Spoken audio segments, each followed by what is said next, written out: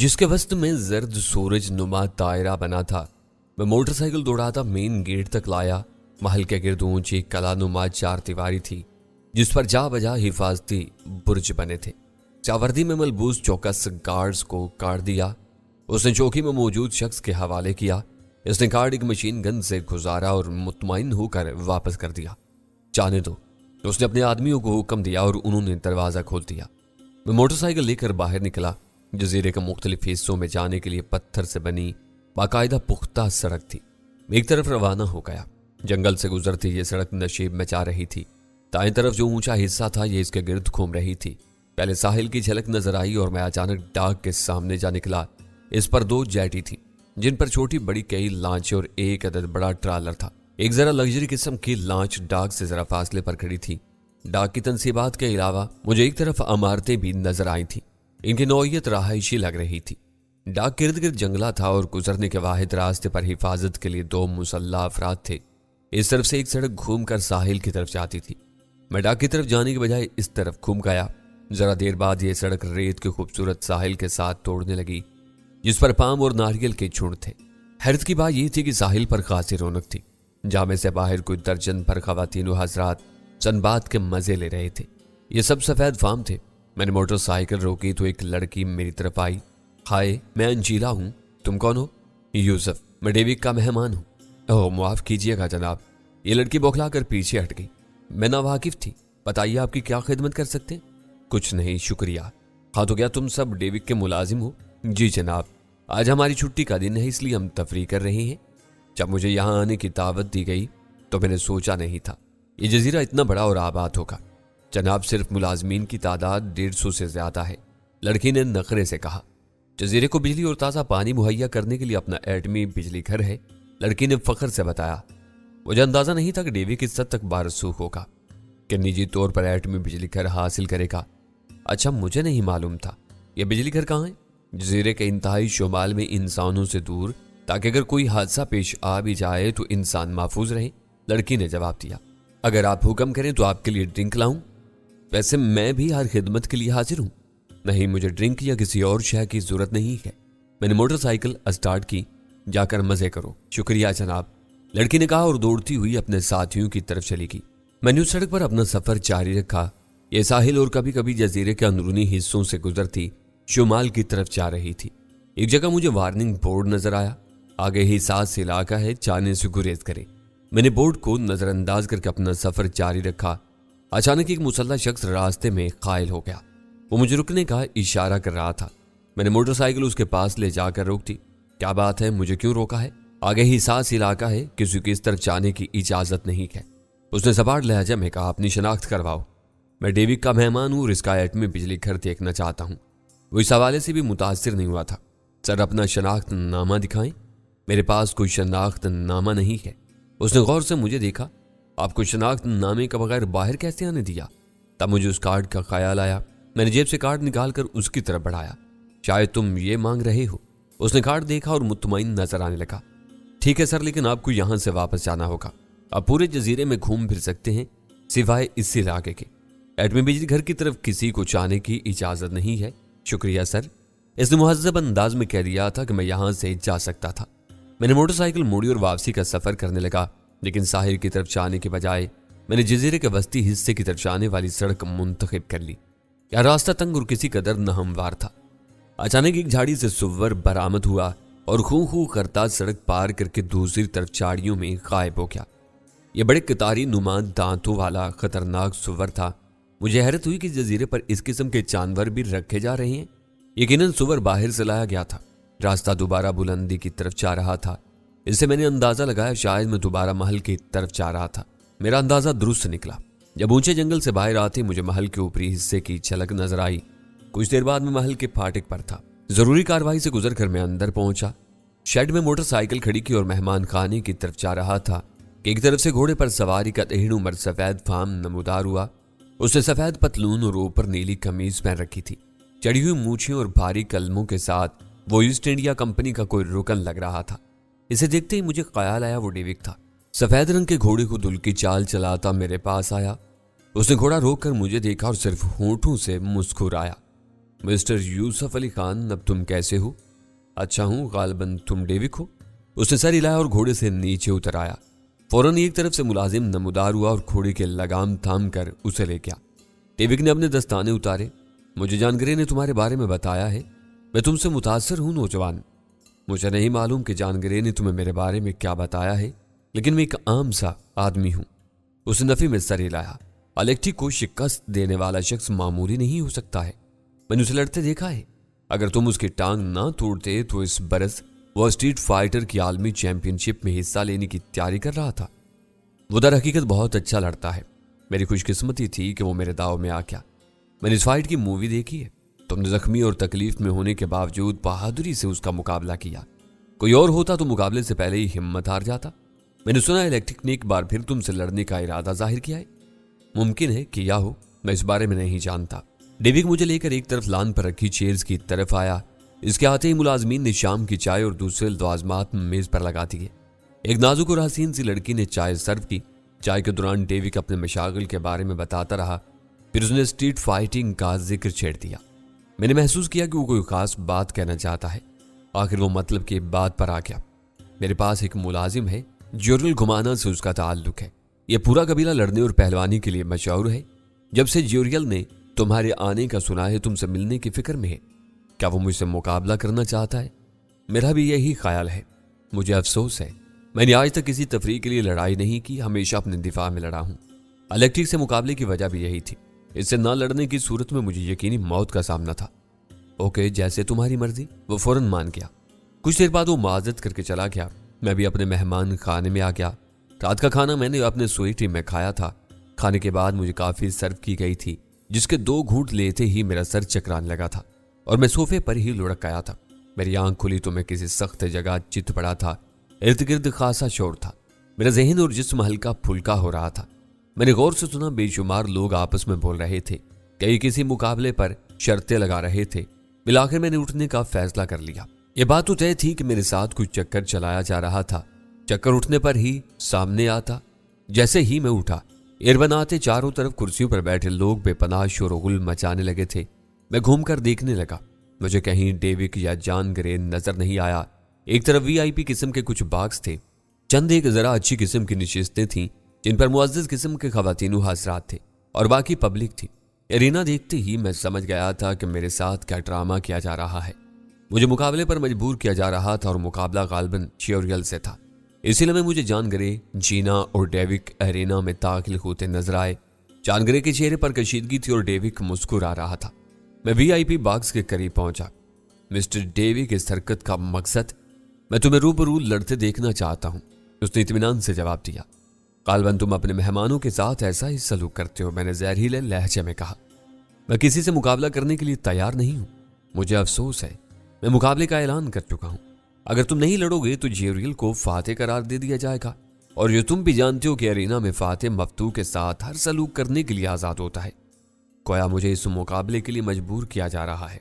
Mister Devic, अगर इस मुकाबले में तुम्हारा ये गुलाम जाया हो गया तो तुम पर कोई इल्जाम नहीं होगा, उसने जवाब दिया। एरिना में होने वाले खून का किसी से हिसाब नहीं लिया जाता है। क्या यह कोई बाकायदा मुकाबला है? बाकायदा मुकाबला है, वो बोला। लड़ने वाला सिर्फ अपने हाथ पैरों से लड़ेगा। तुम लोग किसी असूल के पाबंद नहीं हो। तुम एक फर्द हो। मैंने ऑर्गेनाइजेशन के तहत होने वाले मुकाबलों में धांधली होती देखी है। तो मिस्टर डेविक, मैं किस तरह यकीन कर लूं कि यह मुकाबला भी फेयर होगा? डेविक का चेहरा चंद लम्हे के लिए सुर्ख हुआ था। जॉन ग्रे ने आंखों के इशारे से मुझे मना किया था कि मैं डेविक से बहस ना करूं, मगर मैं इस वक्त जॉन ग्रे की सुनने के मूड में नहीं था। मैं बदस्तूर डेविक की तरफ सवाल तलब नजरों से देख रहा था। आखिर उसने कहा, यह डेविक का वादा है, मुकाबला साफ होगा। मैं इस्तेज़ाहिया अंदाज में मुस्कुराते हुए एरिना के दरमियान में वापस आ गया। मैंने चारों तरफ देखा। एरिना किसी इनडोर जिम्नाजियम में बनाया गया था। यह लकड़ी की मदद से बनाया गया था। कोई 3 फुट ऊंचा दायरा था जिसके बाहर नशिस्तें लगाई गई थी। एरिना कोई 25 फुट कुतर का था और इसका फर्श भी लकड़ी का बना था। इसमें एक लंबा तिरंगा से आवाम हाल में दाखिल हुआ। इसका कद 6.5 फुट से निकलता हुआ था। जिस्म किसी सीमेंट की बोरी की तरह ठोस था। उसने महज एक पाजामा पहन रखा था और ऊपरी जिस्म पर खाल तले पट्टे थे। इसकी चाल और चेहरे का सकूत बता रहा था कि वो एक अच्छा लड़ाका है। वो सुकून से 3 फुट ऊंची दीवार कूद कर एरिना में आ गया। वो कामत और जिसामत में मुझसे ज्यादा था। मैंने इसी तर्ज का नर्म सूती पाजामा और ऊपर टी शर्ट पहन रखी थी। ये लिबास मुझे बेहोशी के दौरान पहनाया गया था क्योंकि मैंने दूसरा लिबास पहन रखा था। ज्यूरियल ने मेरी तरफ हाथ बढ़ाया और अरबी से मिलती जुलती जुबान में कुछ कहा। मैंने मुआज़त की, दोस्त मैं सिवाय अंग्रेजी, उर्दू और फारसी की कोई और जुबान नहीं बोल सकता। मैंने अंग्रेजी में कहा। ज्यूरियल मुस्कुराया। मैंने कहा था मुझे तुमसे लड़कर खुशी होगी, मैं तुम्हारा सर अपने झोंपड़े में सजाऊंगा। अफसोस कि हमारी तरफ ऐसी कोई रवायत नहीं पाई जाती है। हम मुर्दा दुश्मन को इज्जत व एहतराम से दफन कर देते हैं।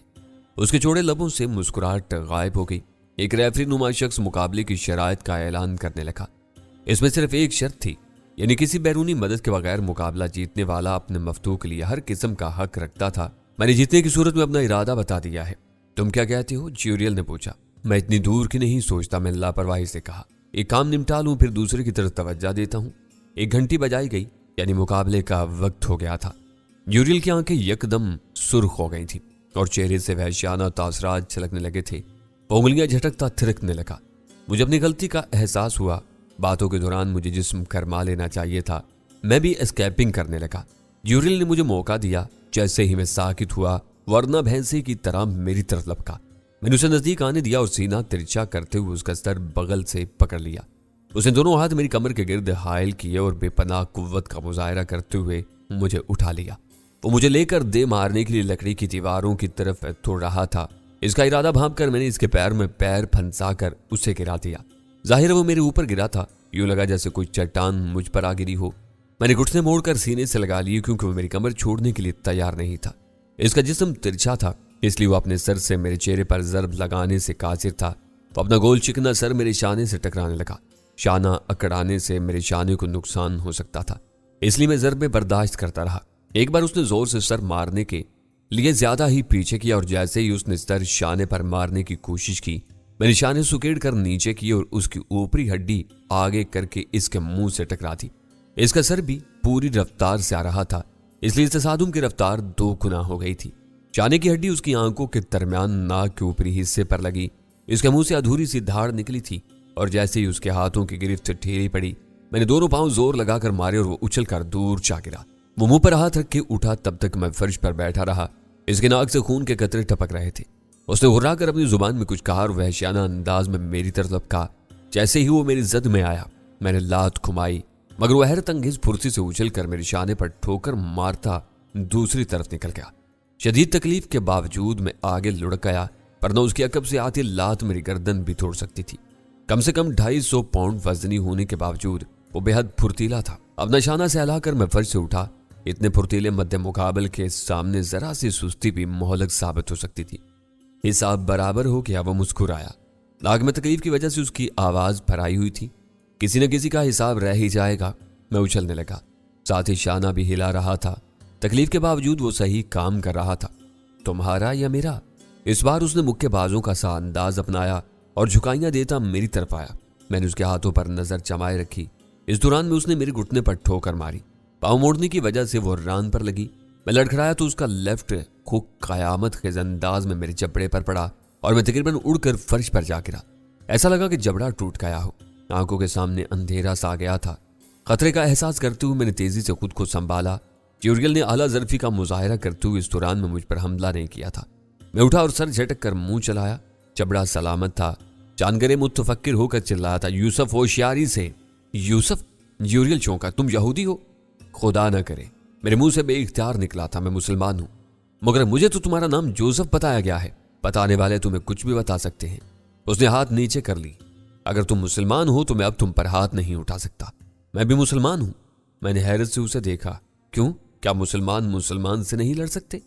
इस वजह से तो इन हालों को पहुंचे हैं। मैंने जवानी में अहद कर लिया था कि किसी मुसलमान से नहीं लड़ूंगा। इस वजह से मैंने स्ट्रीट फाइट्स भी छोड़ दी, क्योंकि इन मुकाबलों में भी मुसलमान आते हैं। टीवी की यह सब सुन रहा था और मैं देख रहा था कि उसके सबर का पैमाना लबरेज होता जा रहा है। आखिर वो खड़ा हो गया। ज्यूरियल, मैंने तुम्हें इससे लड़ने का हुक्म दिया है, इसे मजहब दरियाफ्त करने का नहीं। वो करख्त आवाज में बोला। ज्यूरियल ने उसकी तरफ देखा। माफी चाहूंगा आका, लेकिन मैं अपनी कसम से मजबूर हूं। मैं किसी मुसलमान से नहीं लड़ सकता। ज्यूरियल, तुम्हें लड़ना होगा, यह मेरा हुक्म है। आका, मैं आपके हुक्म पर पागल हाथी से भी लड़ सकता हूं, लेकिन किसी मुसलमान से नहीं। आपकी मुलाजमत करते वक्त मैंने जो मुआहिदा किया था इसमें दर्ज है कि आप मेरे मजहबी मामलात का एहतराम करेंगे। इस मुआहदे में यह भी लिखा है कि मैं तुम्हें हुक्म अदूली पर सजाए मौत दे सकता हूं। डेविक ने दांत पीसे। आप आका हैं, मेरी जान ले सकते हैं, ज्यूरियल ने पुरस्कून लहजे में कहा था। कार्ड्स, डेविक चीखा, इसे ले जाओ। 1 मिनट, मैंने मुदाखलत की। मिस्टर डेविक, मुकाबला अभी खत्म नहीं हुआ है, मैं मुकाबला जारी रखना चाहूंगा। ज्यूरियल ने हैरत से मेरी तरफ देखा। तुम मुझसे लड़ोगे? मैं तुमसे लड़ रहा हूं, मैंने सर्द लहजे में कहा। तुमने शायद महसूस कर लिया कि तुम इस मुकाबले में मुझसे जीत नहीं सकते, इसलिए अब इस बहाने से जान छुड़ाना चाहते हो। ज्यूरियल का चेहरा सुर्ख हो गया था। तुम मुझे बुज़दिल कह रहे हो? मैं नहीं कह रहा, तुम साबित करने की कोशिश कर रहे हो। अगर तुम बुज़दिल नहीं हो तो मेरा मुकाबला करो। वो गुर्रा कर बोला, अगर मैंने कसम न खाई होती तो। कसम का बहाना मत करो, मुझसे लड़ो या हार मान लो। ठीक है, मैं तुमसे हार मानता हूं, वो फैसला कुन लहजे में बोला। मिस्टर डेविक, मुकाबले के असूल की रूह से फातेह हारने वाले पर हर तरह का इस्तेहकाक रखता है। यह दुरुस्त है, डेविक ने होंठ चबाते हुए जवाब दिया।